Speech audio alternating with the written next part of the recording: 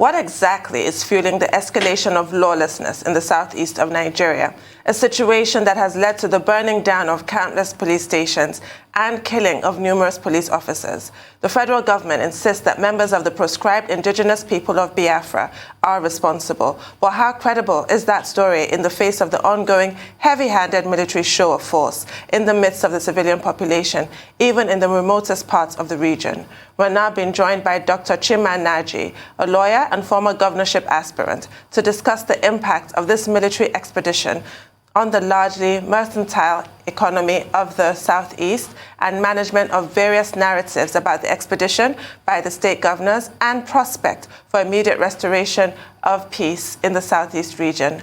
Welcome to the program, sir. Good morning. A very good morning, Dr. Ruben Abati. Nice to see you again.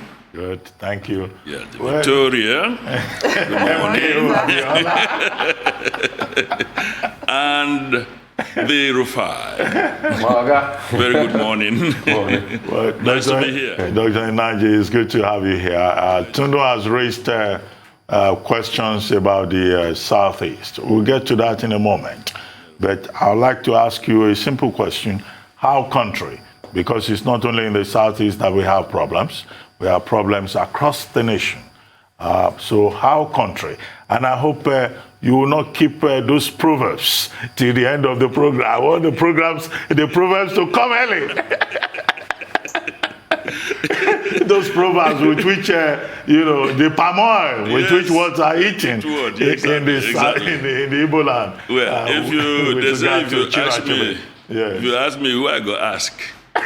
So country no good, my dear, country no good. But the grace of God is quite sufficient for us. And they say that hope is like a lily, it never perishes.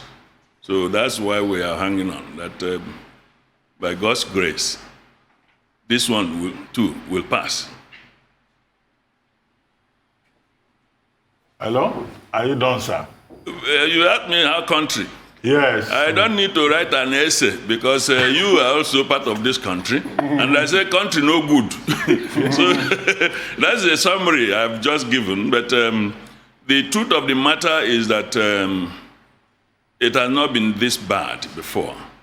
And progressively, we seem to be deteriorating as a country and appears somehow helpless by the various organs of government that should grapple with the challenges head on. And that is not leading to so much hope on the part of ordinary citizens of this country. Some of them are also dying needlessly by either displaced aggression, like you talked about some operations taking place in the locations where there are some of these challenges. It's very difficult to catch the man who killed the bishop in the cathedral. He came, attacked, and disappeared. So if you want to make arrest, you are already arrested. You'll be arresting members of the congregation. That's the truth of the matter. The people who cause problem are hardly loitering around to see the outcome of the arrest or reaction of security agencies. So the ordinary people that might just be walking across, either ignorant or somehow askance about what may have happened, are the ones that are picked up. But the question is, at the end of the day, when people are picked up, are they made the scapegoats? Or do they get some reprieve if there is nothing to link them to what has happened? And that is the problem. The frenetic way these federal government agencies, especially the last IG, after the event of that police headquarters in Owerri, excuse me, the frenetic way they came to the conclusion that it was IPOB. Of course, I was here on the following morning, and I said that would not be right. Make sure your finger is on the facts before you come out. Because everybody would like to know what exactly is happening. The governors of the Southeast, the individuals that populate that area, Nigerian citizens of Southeast extraction and those who are resident in that location, would also want to know what is happening for their own security so that you know how to plan your movement. Because it may just be that, okay, the main target now is police stations. Who knows who visited police station? Or who knows who is even a victim in the first instance, arrested wrongly, taken to the police station, now finally to pay the supreme price, by just sheer happenstance. So these are trying times. I am more interested in the security agencies doing a thorough investigation and coming out rather than talking glibly or like maybe the prejudice that perhaps because IPOB has been banned or proscribed, then anything that happened there may be IPOD. It may not be right. And I also raised an issue in reaction to what that IG, the last IG was saying, that it must have been IPOB. I said, okay, Southeast has been agitating, some people in the Southeast have been agitating that the Igbo presidency is ripe. I'm not too carried away by that because the average Igboman is not so keen about being president, because after this particular administration, it's going to be very difficult for anybody to sit on that seat and not attract unnecessary criticisms, because a lot of things have gone badly, within this period. However, like I have always said, but when it is thrown to you in your face that you are incapable of handling such a position, then you say, well, let me just demonstrate, if nothing else, to show that I have the capacity. It is not so much that you may not be able to take, let's say, cornflakes. You may not like it, but when they throw a challenge that you are just running away from cornflakes because you are a bushman, then you take it to show that you don't throw up at the end of that meal. So the point is that there must be a thorough investigation. And that investigation must be anchored on objective assessment of the situation. It will help this country. It will help everybody. Because this idea of once a stone is thrown, they say it is one person. It means that another group can come up. Then the ones that you are saying had done it, that never did it, may decide to start doing.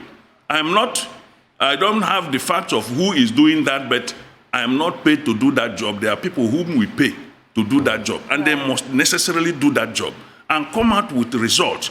Don't sit inside your office and draft something and sell it. Because there is a tendency, like they say, sometimes you can hang a piece of bone on the neck of a dog only to call it bad name for people to stone it to death. So there has to be a clarification about who. Is it an invasion of Southeast? Because Southeast has been very, very peaceful. My people say that the position of eagle provokes envy and jealousy in the kite.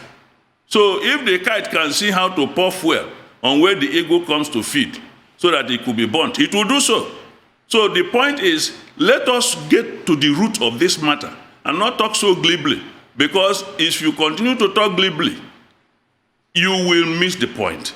And the situation will escalate to the internecine destruction of everybody. Because nobody is happy about what is happening. Because it is very, very difficult for me as an Igbo man to listen and hear what is going on. That Igbo people will come to their own place and start destroying things after what we have gone through. It is completely incredulous. Right. Yes, sir. I'm also in agreement with you. An investigation is always preferable to a rush to judgment. However, if IPOB is truly a red herring, as you're suggesting, do you have any concrete ideas of who might be, who might have declared open season on the Southeast? That's my first question. My second question is, what is your take on how the Southeast governors have responded to the recent spate of attacks? Please, can you repeat the first one? I didn't get the last. Do you have any idea, any speculation, if you like, of who might be behind, who has called open season on the Southeast, if IPOB could be a red herring, as you say? And also, what is your view of how the Southeast governors have handled the spate of attacks? First and foremost, I'm not here to defend or deny anything. That's why I'm harping on the issue of investigation, thorough investigation, not putative one. So I cannot say, as I'm sitting down here, falling into the same error, I am pointing out that it must be A or B or C. I said, what if it is an invasion? An invasion can be open. There are a lot of groups that are already operating. They, like a good organization or maybe a terror group, you might decide to increase your market, okay? Increase your market share. That by moving from point A to point B. We are already seeing it happening in different other areas of banditry, kidnapping, and what have you. So there could be such possibilities. I'm not fingering that as a matter of fact because I don't have the facts. But what we are seeing is completely unreasonable for any Igboman. I will be very surprised knowing who we are, really. I'm not saying it is impossible, but that is why it is important to do this investigation. Because if you do investigation and come out with the facts, like the evidence, then you douse the doubting Thomases. But until that is done, there should be no reason why all those remote areas and young men in the Southeast should be affronted and assaulted and denigrated needlessly. Because you find a number of these young men going about their businesses. Some are just street sellers and things like that. You just pick them up. Like I said, the man who is intending to kill the bishop will never be caught in the conflagration in the cathedral because he would have done it and disappeared. Okay.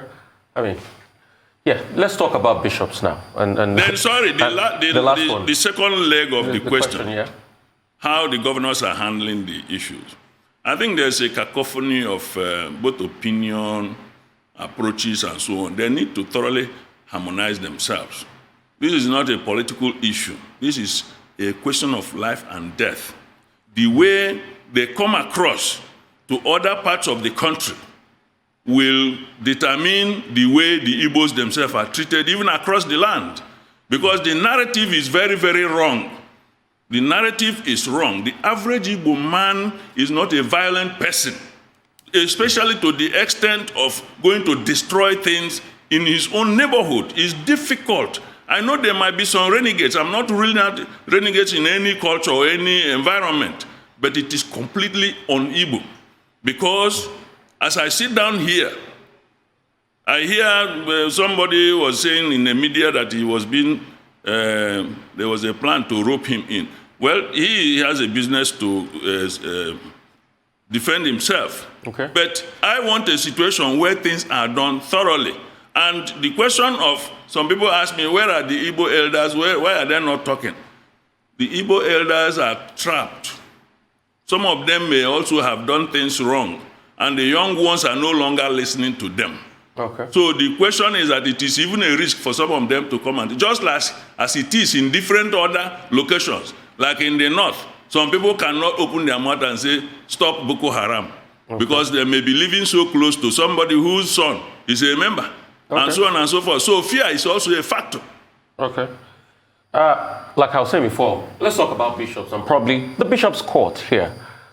Can I ask, how fortified is the bishop's court, and who should be fortifying the bishop's court to prevent the death of the bishop? And I say this on the heels of what happened that was reported in the papers today, a very scary scene, that Sunday morning people were going to church and they saw a truck that rolled over and they saw bullets, live ammunition in that truck in the east, in Anambra State. Bullets, live arms in that truck, live ammo in a full truck. What if that truck had not rolled over? Probably that bullet will have gone to its destination. And the police just said, no, we're aware of the situation. We've had nothing as regards that. Isn't that scary for you? So how do we protect the bishop's court? Dr. Nnaji, very briefly, we have a minute to go. Well, you see, it is the hand of God, the God that is protecting you and I. These things are found in different locations, and any arms and ammunition can move around, depending on who even wants to do what at it. I have always said the gun is like a raw material in the hand of the person using it. Okay? He can use it for banditry, can use it for terrorism and all that. The only thing is that the security agencies should be on top of their game. They should do a thorough investigation. That thing is not a virtual truck. It's real there. The truck has registration and so on and so forth. They should find out. There are so many movements of people, both in the night and so on and so forth. They should also be on top of their game, because this country is completely very well exposed.